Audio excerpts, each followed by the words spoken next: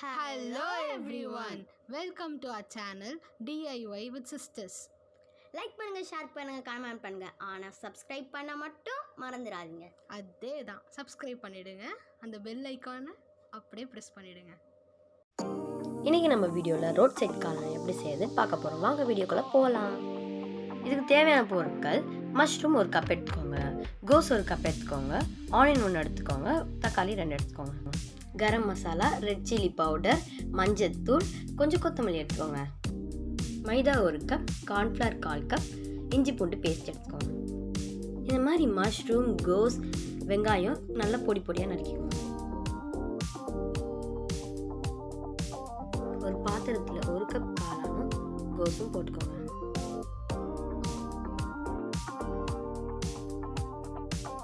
அதுக்கப்புறம் அதில் 1 cup மைதாவும் 1/4 cup கார்ன்ஃப்ளவரும் போட்டுக்கோங்க.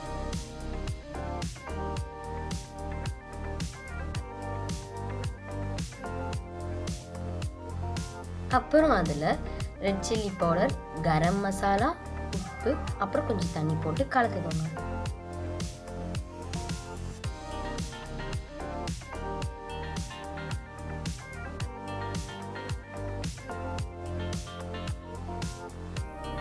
இந்த மாதிரி நல்லா கலக்கிக்கோங்க.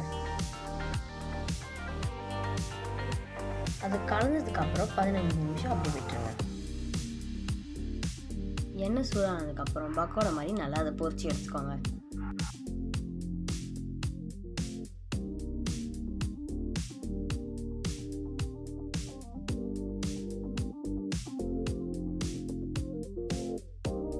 இப்போ நம்ம கிரேவி ரெடி பண்ண போகிறோம். அதுக்கு ஒரு வானலில் எண்ணெயை ஊற்றி வச்சுக்கோங்க.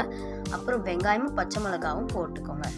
போட்டு நல்லா வதக்கிட்டு அப்புறம் அதில் இஞ்சி பூண்டு பேஸ்ட் போட்டுக்கோங்க. அது வதக்கிட்ட அப்புறம் நம்ம அரைச்சி வச்ச தக்காளி ஜூஸ் எடுத்து அது ஊற்றுங்க. அதுக்கப்புறம் நல்லா கலக்கிக்கோங்க. அது கொதிக்க ஆரம்பிச்சதுக்கப்புறம் அதில் மஞ்சத்தூள், மிளகாத்தூள், கரம் மசாலா, உப்பு எல்லாத்தையும் போட்டுக்கோங்க.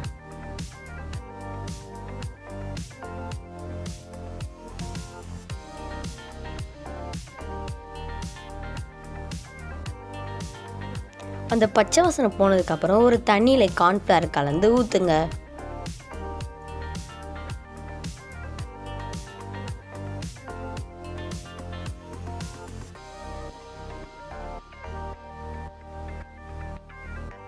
இப்படி கலக்கிட்டு இருந்தா நம்ம கிரேவி ரெடி ஆகிடும்.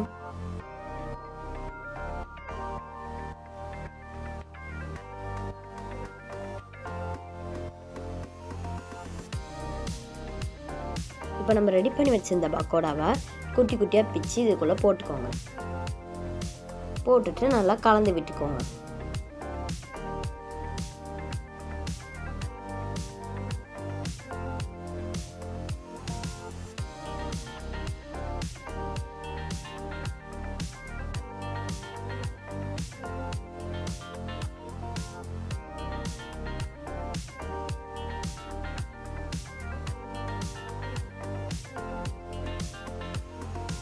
இப்போ நம்ம நறுக்கி வச்சிருந்த வெங்காயத்தை மலைச்சாறுகள் மாதிரி லைட்டாக அப்படியே தூவி விட்டு அதில் கொஞ்சம் கார்ன் சிப்ஸ் போட்டு அப்புறம் கொஞ்சம் கொத்தமல்லி எல்லாம் போட்டால் டடா ரெடி, நம்ம ரோட் சைட் காளான் ரெடி.